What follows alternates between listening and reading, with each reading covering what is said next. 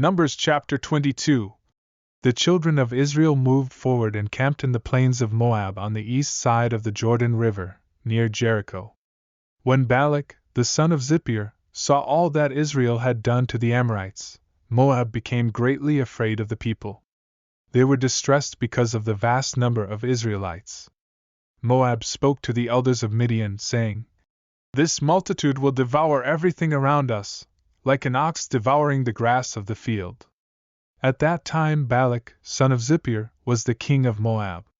He sent messengers to Balaam, the son of Beor, at Pethor, which is by the River Euphrates in his native land. The message called for Balaam, saying, "A people has come out of Egypt. Behold, they cover the face of the earth, and they are dwelling opposite me. Come now, curse this people for me, for they are too mighty for me. Perhaps I shall be able to defeat them and drive them out of the land, for I know that he whom you bless is blessed, and he whom you curse is cursed."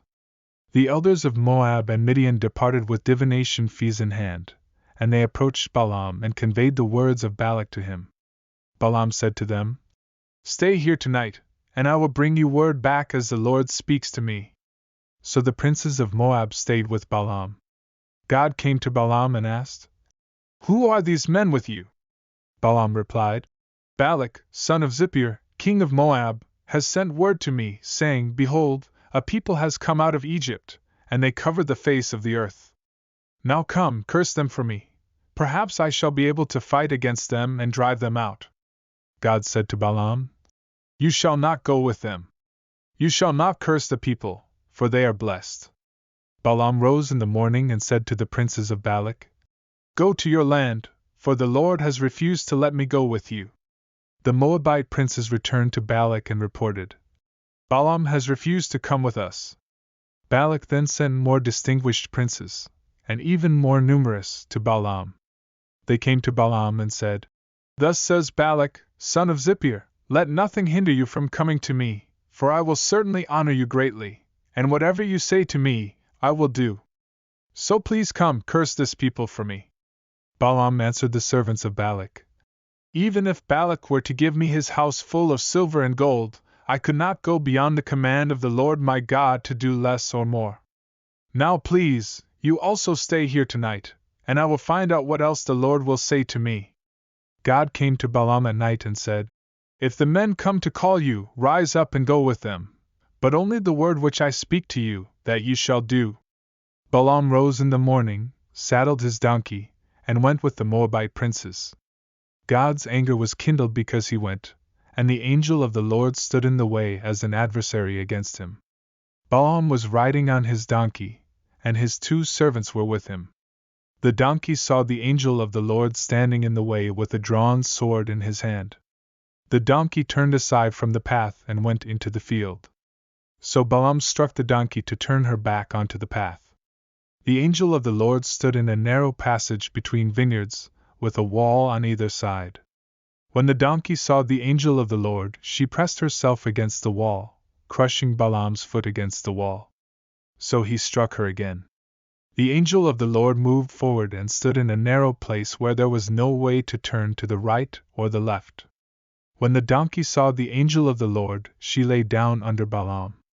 Balaam's anger was kindled, and he struck the donkey with his staff. Then the Lord opened the mouth of the donkey, and she said to Balaam, "What have I done to you, that you have struck me these 3 times?" Balaam said to the donkey, "Because you have mocked me. If I had a sword in my hand, I would kill you now." The donkey said to Balaam, "Am I not your donkey, on which you have ridden ever since I became yours, to this day? Have I ever treated you like this before?" And Balaam said, "No." Then the Lord opened Balaam's eyes, and he saw the angel of the Lord standing in the way with his drawn sword in his hand. Balaam bowed his head and fell on his face.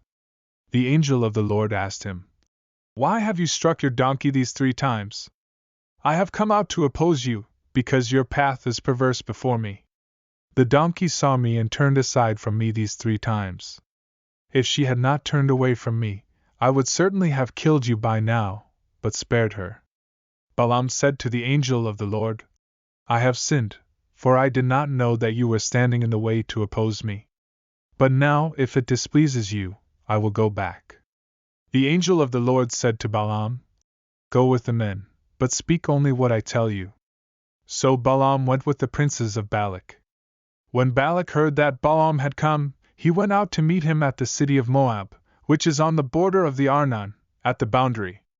Balak said to Balaam, Did I not urgently send to summon you? Why did you not come to me? Am I not able to honor you? Balaam said to Balak, Indeed, I have come to you now, but can I say just anything? I can only speak the word that God puts in my mouth. So Balaam went with Balak, and they came to Kirjath-Huzoth. Balak offered oxen and sheep and sent some to Balaam and the princes who were with him. On the next day, Balak took Balaam and brought him up to the high places of Baal, so that from there he might see the extent of the people.